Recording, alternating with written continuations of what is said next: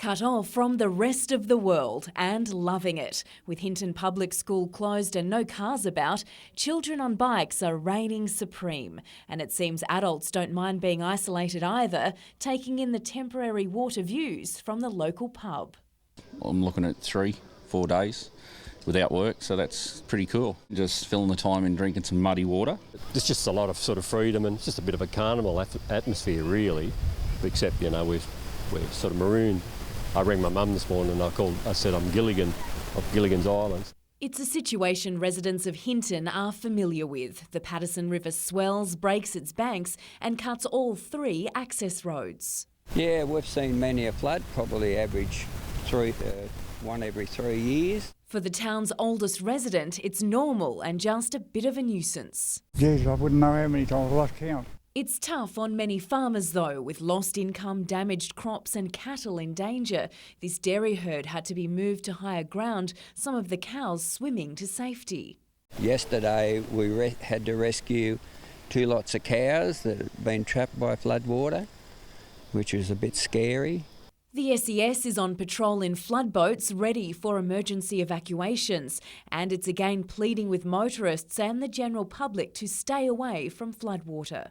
We've had quite a number of flood rescues over the weekend, and that's a very important issue for us. It's putting people's lives at risk. Further up the Patterson, some homes have been saved by levee banks, but much of the low-lying rural land has been inundated, swallowed up by the rising river after the wettest start to March in 12 years. In Morpeth and East Maitland, the Hunter River spilled over, with riverfront picnic areas swamped by the fast-flowing river.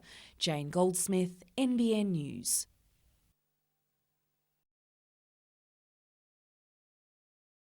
For Bruce Tuckerman, it was meant to be just another day at work.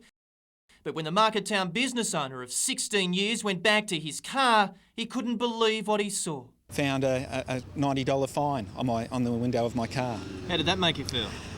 Reasonably upset. Mr Tuckerman was fined at $3.50 in the afternoon. He was parked here in Parry Street, where one sign says a ticket is required between 9 and 5. And another, 10 metres further along, says tickets apply from 9 to 2:30. When there's an anomaly like this, I can't see how you can issue a fine when there's 2 conflicting notices. And today, there were more unsuspecting drivers. I think it's absolutely ridiculous and people should wake up to themselves. I mean, it's just a ludicrous situation to think that we've got parking inspectors wandering around, compliance officers wandering around, and they can't see the difference between 2 signs. I think it's totally wrong. It's been like it since paid parking was introduced here 9 months ago.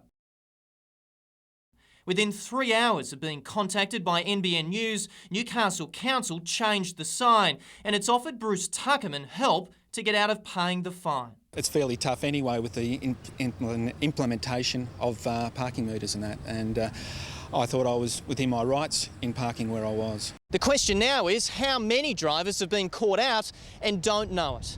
They're wandering around like a hit squad to turn people out of coming back into the city. The use of parking meters across Newcastle is under review. We haven't actually got the strategy being re-looked at right now. Nat Wallace, NBN News.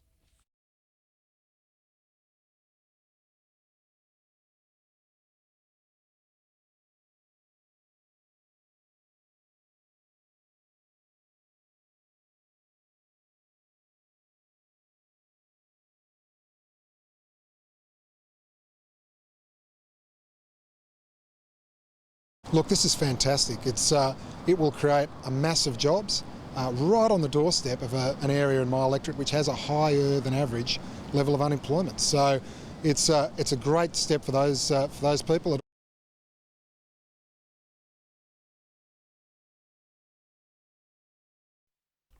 What a difference a day or 2 makes.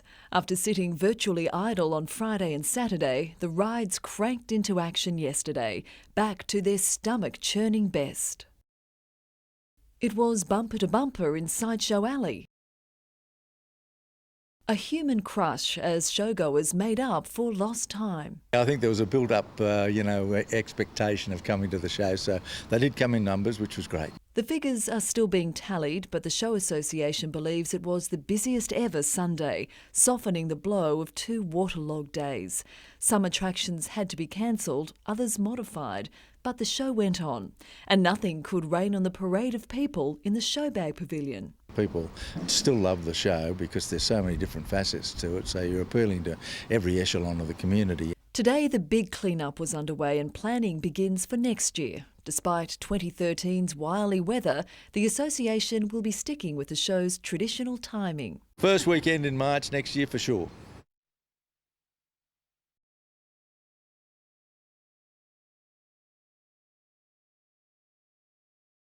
We've jumped 3 spots in the last 12 months to now be ranked the 4th most livable city in Australia.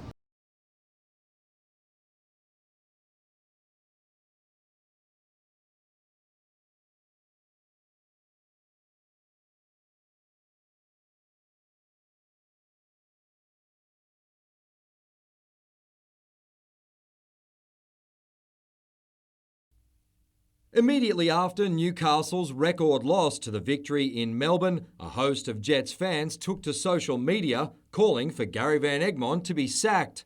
Back at Newcastle Airport today, the coach was standing firm. That was the best team that we felt was going to get us a result, and unfortunately it panned out how it did. Look, we're all in this together. It's unfortunate that it happened, but we all move on. His captain shouldered the blame. We're all accountable for the performance, and we all know that we didn't fulfil the game plan the way we should have, and we didn't play to our ability, so we're responsible. Van Egmond believes his youngest troops will benefit from the 5-0 drubbing. It's easy on that whiteboard, but a little bit more difficult in practice, so they'll go away with a good experience. Following his much publicised recruitment of younger players, the coach is now guaranteeing Jets fans he'll chase experienced heads in the off-season. For now, he's relying on Michael Bridges and Emile Heskey to reinvigorate Newcastle ahead of Friday's clash with Perth. The experience that they've had, with their playing career, well and truly able to lift the group. With Taylor Regan suspended, Connor Chapman will slot back into defence. Zenon Caravella is considered a long shot to be fit, while Sam Galloway is rated a stronger chance.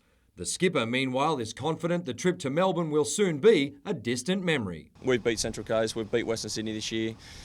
Anyone can beat anyone, and it's all about what you do on the day, and we didn't get it right, but this Friday we're going to look to get it right. Mitchell Hughes, NBN News.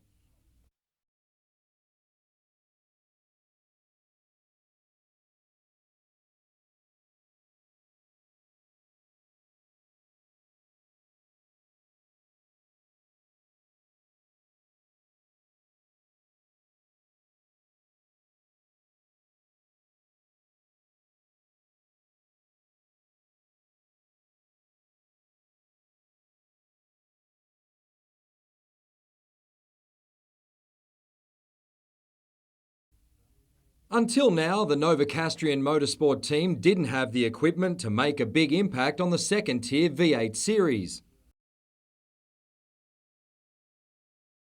2013 is a different story. It changes the way that you drive the cars totally. Instead of defending a lot of the time and just conserving, you're in full-out attack mode, just trying to pass people wherever you can. Following 2 races in Adelaide, Aaron and Drew Russell now sit 6th and 8th respectively.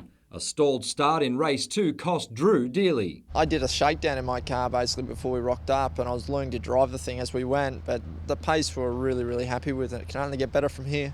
In his second season, teammate Michael Hector admits there's work to be done. It was a real trying experience for me in Adelaide. It's probably arguably one of the toughest circuits on our agenda this year.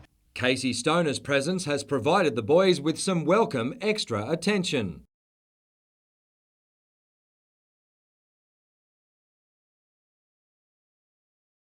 It's amazing for the series. It was good to have a battle with him, good to pass him back and beat him. With 2 months before the next event in Perth, there's plenty of time for fine-tuning. We're only new to all these cars. We don't really know where to go with setups and that kind of area, and to run where we did, people were shocked, and I think they are scared because we're coming for them. Mitchell Hughes, NBN News.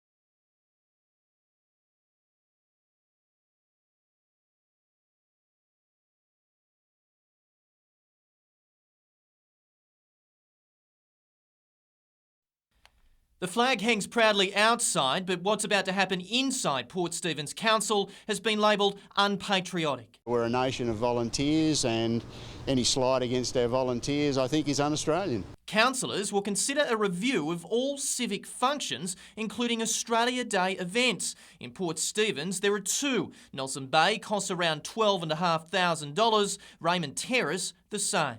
To review what we do, how we do them, and particularly how much money we spend as well. It's not a witch hunt. It's a review of what we've been doing in the past 12 months and what we can do and if we can do anything better for the next 12 months. While most councillors say funding cuts aren't likely, all council is legally required to provide is a citizenship ceremony. If the review goes ahead, it will go to the community for feedback. I think we should hang on to it and we should embrace it more than ever. It's a good day down here on Australia Day, like the kids get right involved and all that with it. The review comes at the same time as the quarterly financial statement, which shows council is $1.3 million behind where it wants to be. I'll support the review, but I also support a review of the Raymond Terrace Committee. Some are calling for changes to that Australia Day committee, claiming the event is not up to scratch. I mean, $12,000 is a fair bit of money to spend on a party, really, and you really do expect some results. The committee's chair, former councillor Glenys Francis, has responded by calling for an apology. A suggestion from a councillor that we stand up in a meeting and sack the committees without any discussion, I think, is not acceptable. Nat Wallace, NBN News.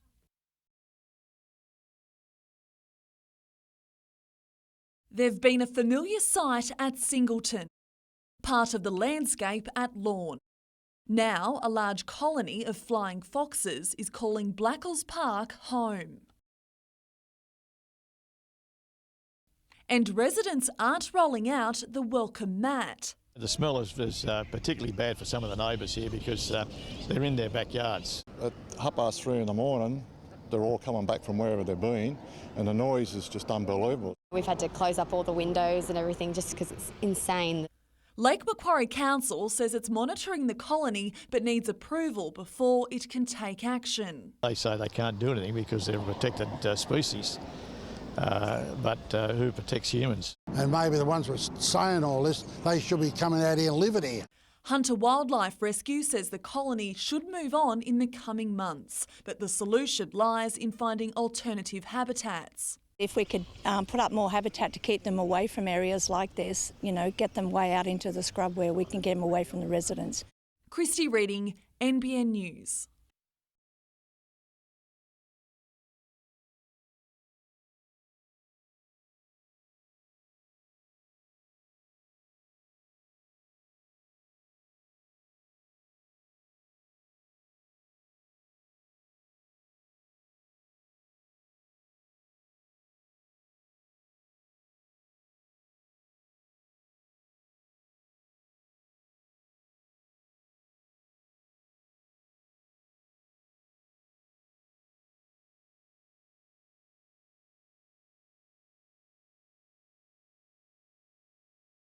In just 4 months, Mary War has gone from having 2 doctors to none at all. One moved away and now the remaining GP is battling serious illness, and it's not known when he'll return to work.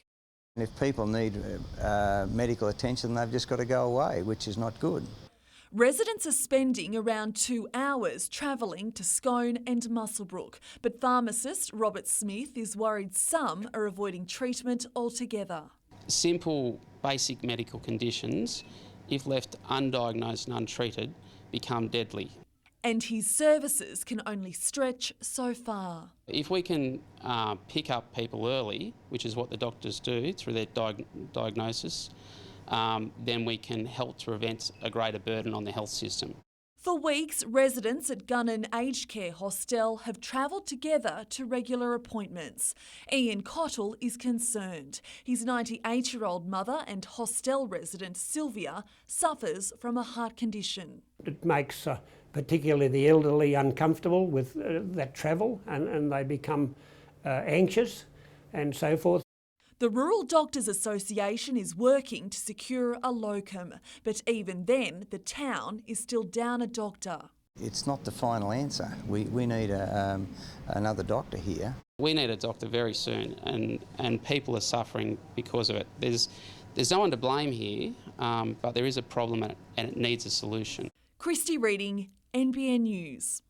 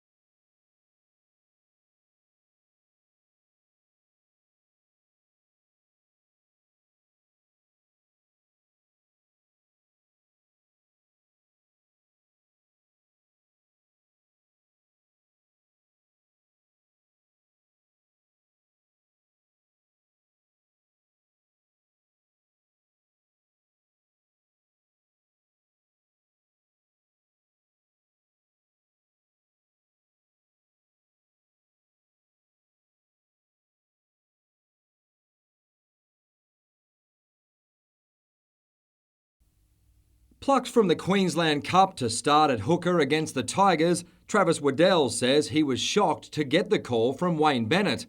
The 23-year-old signed a 2-year deal with the Knights just yesterday, brought in to cover the injured Danny Badiris and Matt Hilda.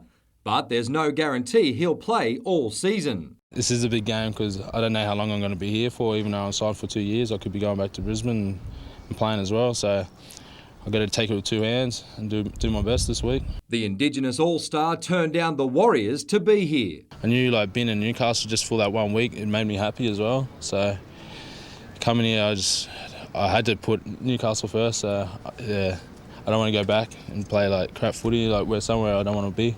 But getting ready for round 1 will be a challenge. Played in a trial in Coffs Harbour, but just didn't really know the calls then, so I'll have to take our playbook home and study it. Halfback last season, Tyrone Roberts is likely to share dummy half duties after being named on the bench. Off-season recruit Jeremy Smith will start at lock and is looking forward to playing in red and blue at Hunter Stadium. I think I've only won here once or twice in the last 9 or 10 years, so yeah, not too many fond memories, but I dare say I'll have a few more this year. Plenty of hype surrounds the Knights' new look pack. Smith welcomes the pressure. Having that tag over your head, it doesn't bother me one bit. It's one of those things. I'm going to play my natural game and bring the best out in the boys, I hope. Mitchell Hughes, NBN News.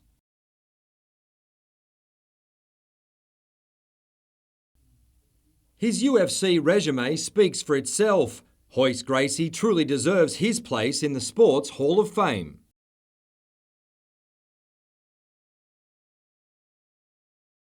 My family's been doing this for a long time, since 1940s back in Brazil. So when I first went to America with my brother over there, we were surprised that nobody heard about Gracie Jiu-Jitsu. They've definitely heard of it now. Hoyce has beaten champions from every fighting discipline. These days, Gracie spends 7 months of the year travelling, reviewing old moves and adding new ones for his students.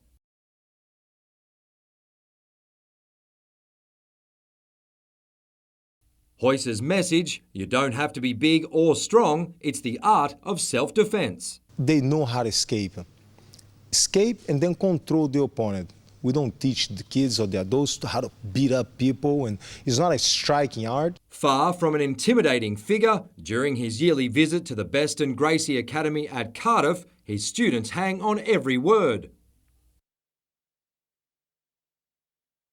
At 46, he still provides guidance for current UFC stars, but happily this is as close as he gets to competitive fighting. On this sport, you have to know when to stop the competition. It's not an easy one. Mitchell Hughes, NBN News.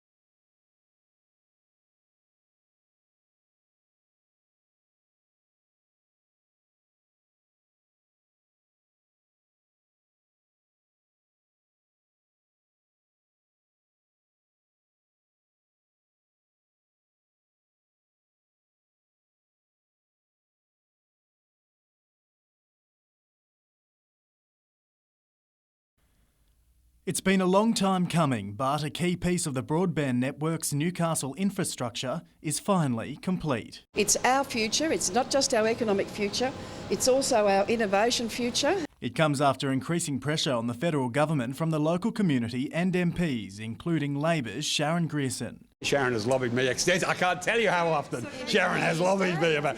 she did, she's not joking. And Stephen, when's it coming? But Mr Conroy admits Newcastle hasn't seen the rollout as early as it should have. This is not a quick fix for one election. This is a 9 to 10 year project. And this is a national broadband network. It's not being built for today. It's being built for what we're all going to do, what our kids are going to do into the future.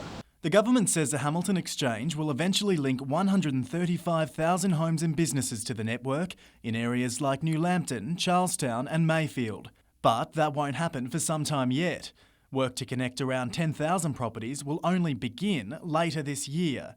By mid-2015, just over 85,000 homes and businesses in the area will be connected. Reid Butler, NBN News.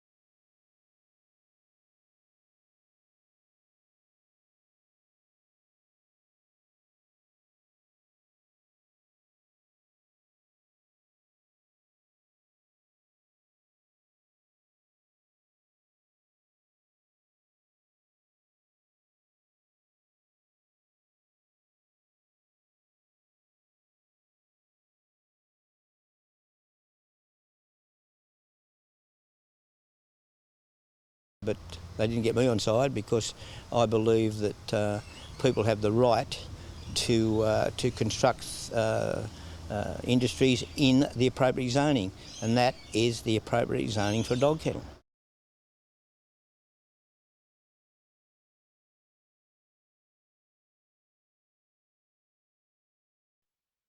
It's the innovative new facility that could potentially save lives. It's going to keep the hunter right at the cutting edge. What looks like a high-pressure emergency department is actually a state-of-the-art simulation centre, a multi-million-dollar investment by the federal government to help train Newcastle University medicine students. They get a chance to work with professionals in a realistic environment. It can be very lifelike. A lot of the time we'll have participants come in, be faced with a challenging scenario, their adrenaline kicks in. The development features a replica emergency ward, operating theatre and intensive care unit. It's the first of its kind in regional Australia. The main goal of the Simulation Centre is to provide students that crucial hands-on experience, so when the time comes for the real thing, they're 100% ready. Here you can come in a simulated environment that can still have your nerves on edge, but know that, if you make a mistake, it's not going to be a big problem. Daniel Lennon is in the final year of his medicine degree. He says the centre has already helped boost his confidence. It is probably the best way to gain experience in a clinical setting without any risk to any patients. I'm absolutely more confident as with my skills now than if I had never have come. So I'm extremely grateful and it's been a great experience. An experience designed to provide the best possible training for the doctors of tomorrow. Reid Butler, NBN News.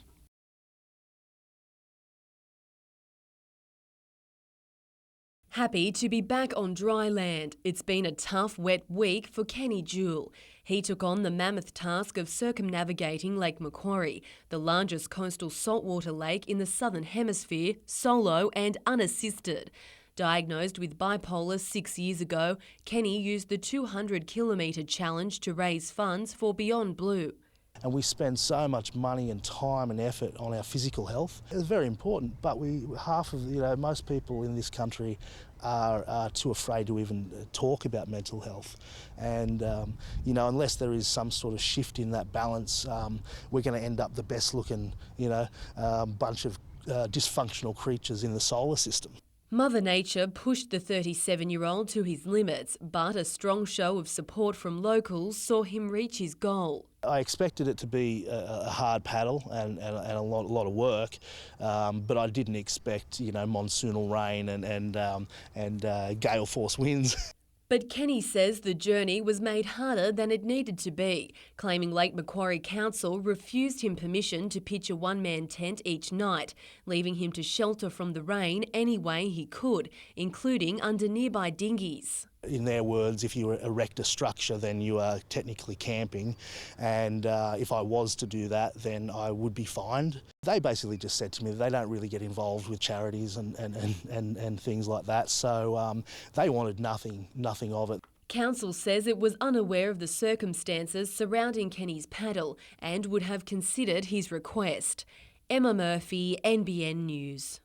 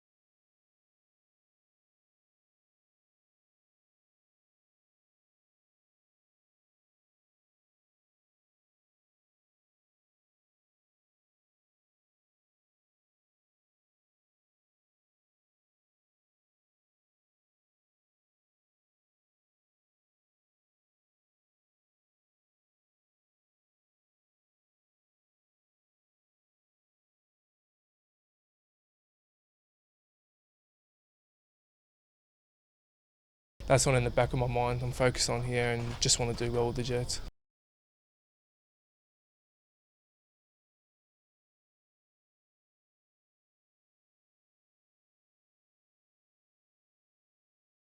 I mean, that's part of the game, and you can be 19 or you can be 31, and it's basically the best players are playing. And I think for this weekend, if we all go out there and play our best, then we should be able to win.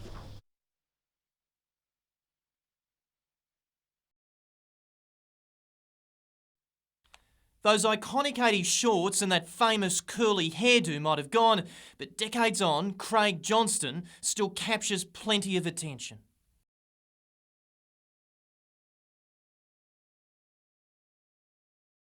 Today, the man who blazed a trail for so many other Aussie footballers took the latest step in his new career path. It's been 40 years in the making, and I've always had a dream to come back and, impart my sort of hard-earned knowledge about how to get better on a daily basis. The Johnston Academy is built around a timed course and one that tests basic skills. The problem with Australian soccer is there's not enough of the craft, not enough of the touch in the field, like there is in Brazil or Argentina, because those kids spend all day with the ball. This ball is a perfect object and it doesn't make mistakes. The person using it makes the mistakes. And if ever there was a group of boys and girls he'd want to see succeed, it's these students. He's good. I love him. Dad's idol. Pretty much my idol now. I wish I was around when he was at his prime just to see it. Johnston holds pride of place at Lake Macquarie High School at Burrigal. For us, the kids are really excited that knowing that he came from this school. And the story of a 15-year-old who left for England to become a superstar is not lost on those here. Love to play at Stamford Bridge for Chelsea one day, hopefully. That's a dream, I guess. It is a big dream, and you will laugh. I laugh at myself. Okay, I want Australia to win the World Cup. I was just proud that I was the first Aussie ever to go and sort of make the grade and make a difference, and again, that's what I'm trying to do now is make a difference. Nat Wallace, NBN News.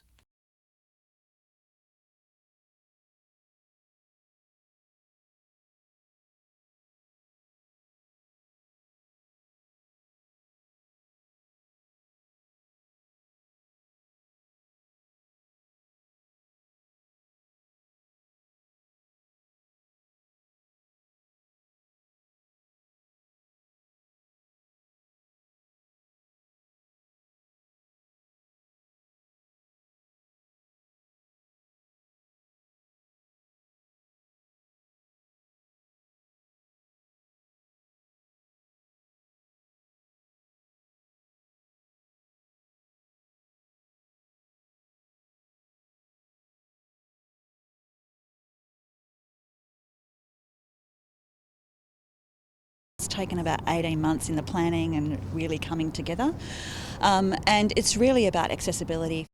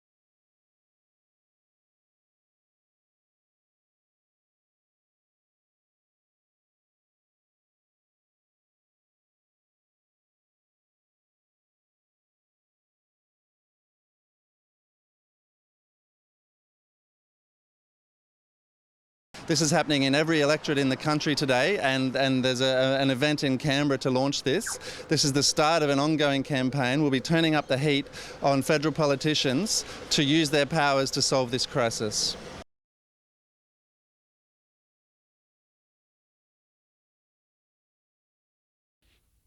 It's picturesque, fertile land on the stunning Williams River, and it's currently in limbo. 46 properties were sold to Hunter Water for the $477 million Tilligra Dam, but the former owners, including many with buyback clauses, have physically and emotionally moved on. Most of them have actually deferred making a decision on that. Some have ruled out wanting to buy back their land, and for those lands in particular, we are looking at putting those to the market. 61 hectares are already for sale. Today, Hunter Water held a workshop at Dungog with community groups discussing the future use of the total 6,000. For example, encouraging the equine industry to come over here. After all, we have, good water, clean air, a very nice environment. For many locals, it's a frustrating affair. They fought the contentious dam, and with the land sold and Tilligra scrapped, it's now back to the drawing board. That is the worst thing about it. I mean, I think this has been going on since the middle of the last century. I mean, it's just tiresome all the time, going back to square one. And that is the most destructive thing for this community because we can't seem to get a direction. And they add the federal opposition's proposal for 100 new dams, which includes the Hunter, is creating more uncertainty. Jane Goldsmith, NBN News.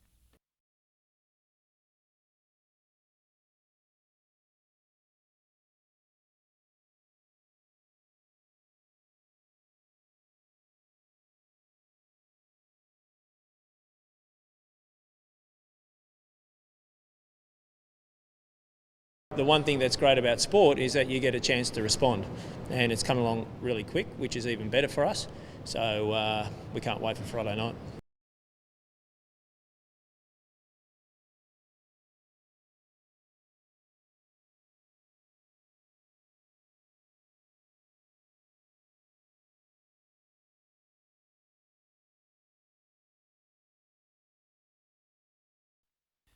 You probably don't recognise the face or the name, but a naughty colt nicknamed Porky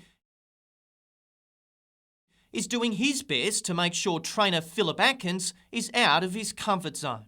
In an ideal world, you'd love to gild him, wouldn't you? It probably would be the best, yes. How's your shoulder?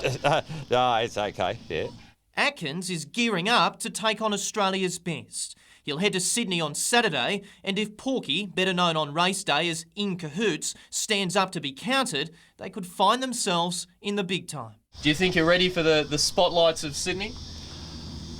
Oh, probably not, but no. If it means win the big race, I'll handle it. The Golden Slipper is held in high regard, dominated by the big names. Worth millions on the day and millions more after in the stud barn. Well, it sort of boosts his value and, well, it doesn't hurt me either, does it? And it was this close second that has the 2-year-old in the mix. I've had a few handy ones, not sort of the top grade, or just hoping this bloke might get there. And if he does, this Maitland duo will be looking good for the rest of their lives. Usually goes to the millionaires, the high flyers in the game. Oh, it'd be massive, to win a race like that. But we got to get there first, yeah. Nat Wallace, NBN News.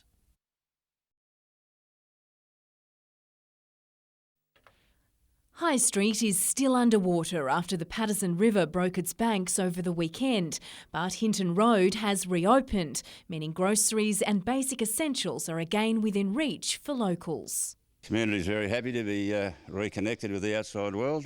A couple of days locked in here is fine, but after that it all starts to wear a bit thin. Publican Michael Mullane prospered while the town was isolated, but farmers have suffered, including lucerne and veggie grower Gary Burton. There's cucumbers, a lot of grammars, there's quite a few pumpkins, watermelons, but once they're damaged and there's not much you can do about it. He's lost around $10,000 worth of produce, but after spending most of his life here and experiencing many floods, he knows he'll recover. Oh, this is only a baby one compared to most of them. Very, very low flood level, really. Jane Goldsmith, NBN News.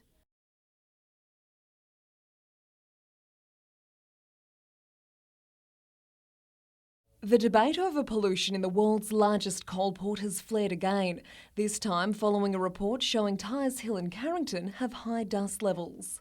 We found that the levels of dust exceeded the national standard on almost every day of monitoring in the inner city locations. Some health experts even argue the national standards are too relaxed. When you look at the effect of air pollution across a whole population, there's a sizable number of deaths due to air pollution. And I think this is quite a public health problem that doesn't get appreciated very much. The Coal Terminal Action Group set up several air quality monitors across the Hunter in December and January to collect the data, which it then had analysed by university experts. It hopes it will add weight to its campaign to stop the proposed T4 coal loader. We deliberately targeted suburbs that are affected by industry because these suburbs are going to be most affected by the proposed fourth coal terminal. The New South Wales Health Department did some work on this, Dr Morgan, and when you apply his figures to Newcastle, it looks like the extra PM10 from the T4 proposal would cause a health burden which has been valued at $29 million a year. Well, all factors are taken into consideration when it becomes a planning issue such as the fourth coal loader. There'll be rigorous investigation. Port Waratah Coal Services says it's reviewing the data but is still pushing ahead with its T4 plans. Kath Landers, NBN News.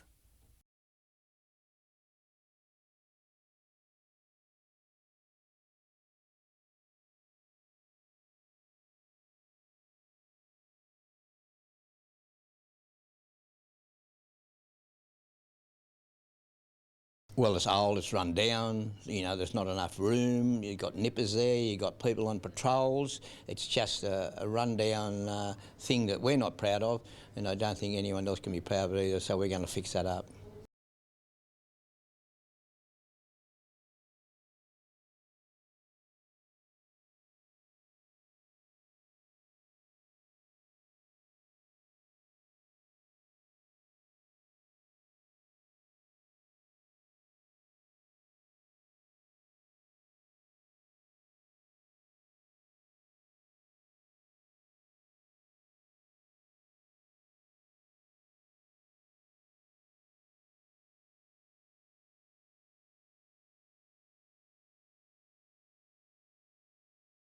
$75,000 new homes are necessary. That's a big challenge for government. It's one we're up for, but we also need the community to tell us where those homes should be.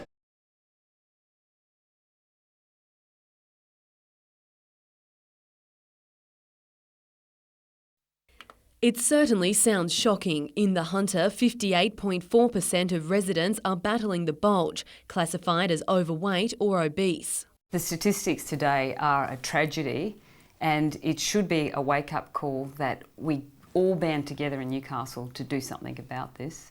More than 2,000 interviews were conducted by the Hunter Valley Research Foundation in partnership with Medicare Local. The town with the worst report card when it comes to obesity, Singleton, at 67.3%, with Cessnock a close second. There's lots of opportunities to do exercise. Perhaps people lack motivation to get out there and do it. And on the food side, people are eating too much and eating the wrong foods. Experts say the consequences for our health are just as concerning. 1 in 15 residents aged 18 and over suffer from type 2 diabetes. So we'll need more renal units, more diabetes specialists, we'll need more podiatrists, and we'll have to work out how to pay for that. So how do we curb the trend? Professor Collins says something needs to be done to bring down the price of fresh food, and she isn't dismissing the idea of a tax on soft drinks. I think we need to have the taxation debate. So what if we put a tax on sweetened beverages and send a really powerful message? Emma Murphy, NBN News.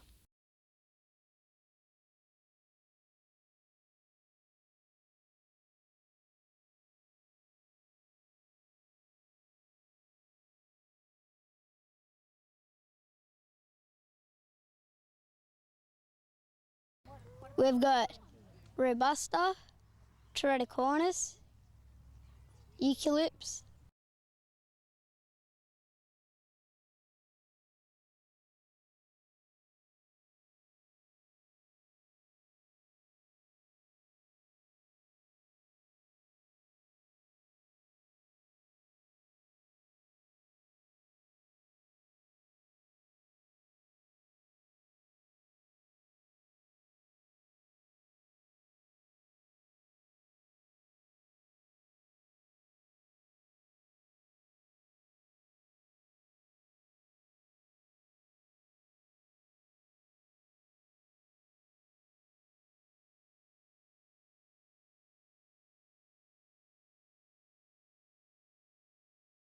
On the surface, Face of Birth looks like a movie about home birth, but it actually uses home birth to investigate what birth is, what makes it safe or unsafe, and really where we should be trying to go from there.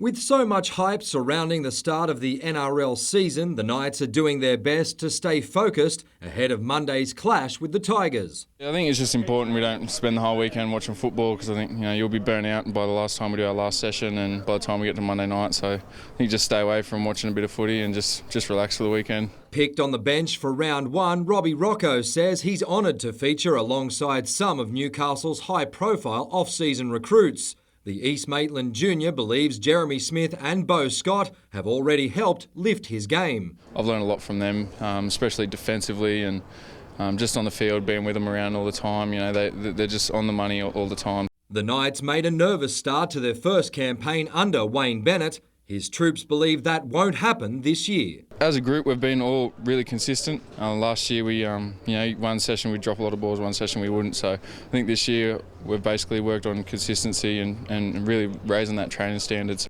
Anthony Quinn's last season with the Knights was truly up and down. He returns to the club having won a premiership with Melbourne, but still nervous about playing at Hunter Stadium. Oh, there's always nerves before the game, but especially running down Hunter Stadium, it'll be nervous and a lot of excitement as well. Having spent most of his career with Newcastle on the wing, Quinn gets an unexpected chance to line up in the centres against the Tigers. Grew up playing there, and throughout the career that I've had, I've played a few games here and there in Newcastle and down in Melbourne. So it's unfortunate Tamana's hurt his ankle, but I'm confident in there. Mitchell Hughes, NBN News.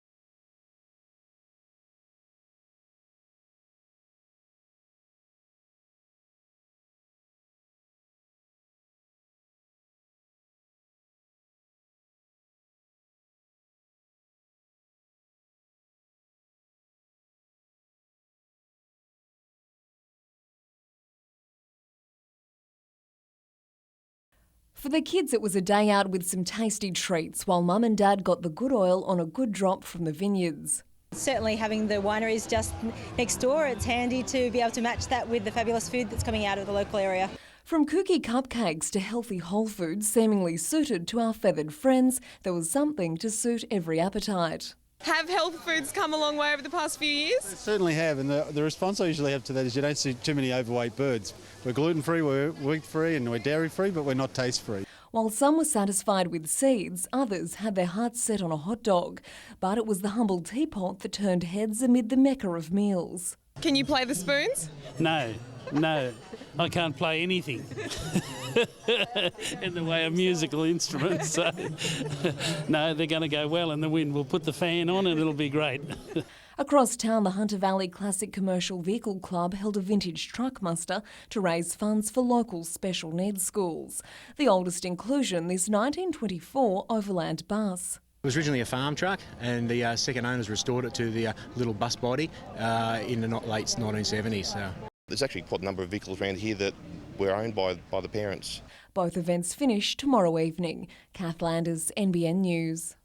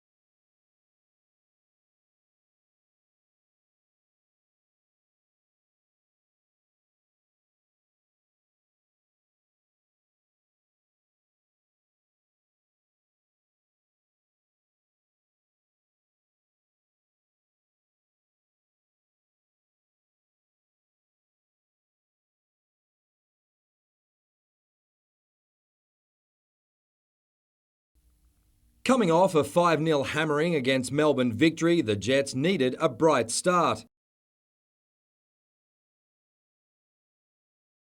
Overlooked for much of this season, Marko Jesic and Michael Bridges were heavily involved. Defender Connor Chapman had a golden opportunity to break the deadlock. Against the run of play, Perth found a way through Newcastle's defence. Far from dropping their heads, the home side went close to equalising. On the stroke of half-time, the Jets were finally flying. Jesic teeing up Taggart for his first at Hunter Stadium. The momentum continued in the second, but Dominic Ritter couldn't beat Perth's number one. James Virgili replaced James Brown and almost made an immediate impact.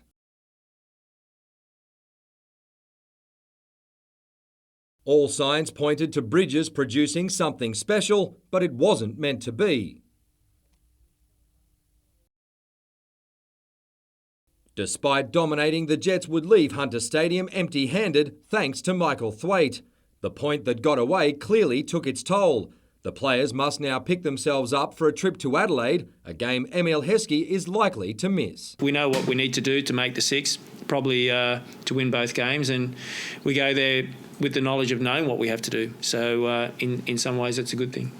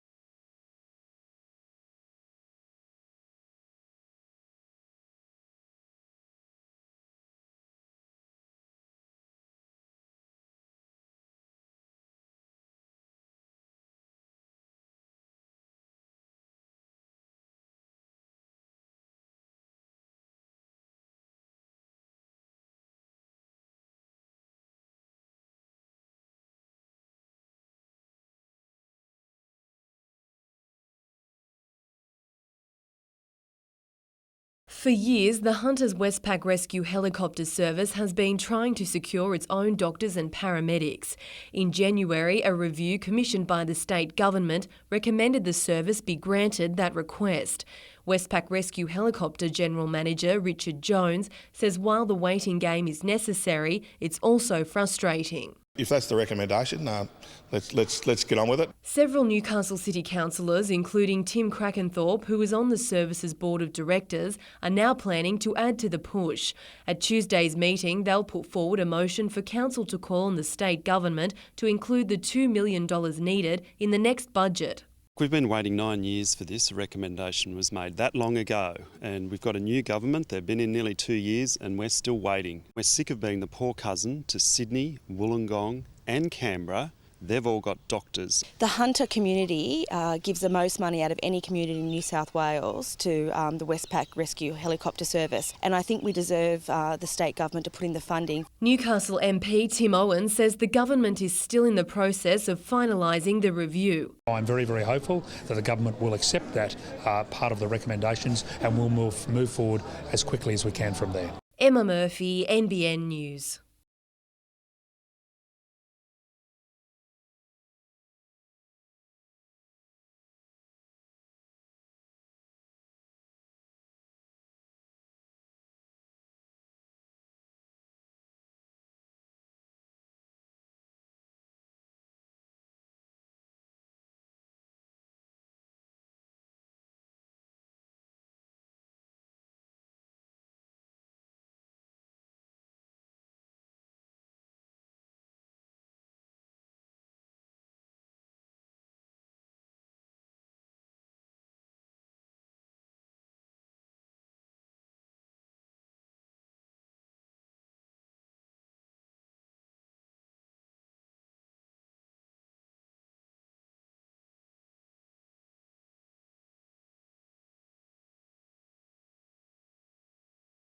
I had a lot of help out there with a few of me mates, so it wasn't too hard at all.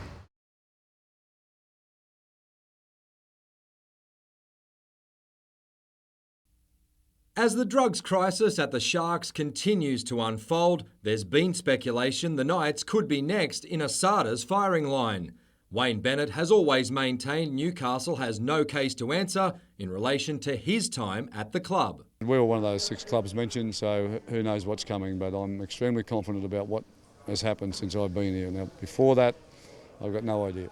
Current Knights forwards Jeremy Smith and Cade Snowden were with Cronulla during the period Asada is examining, but Bennett doesn't believe it's an issue heading into round 1. No, I don't have to speak to them, and as I said, we're just getting on with business here, and Cronulla got to sort themselves out first before they start worrying about anybody else, and I'm sure that's where Asada's at the moment, and we'll see what happens after that.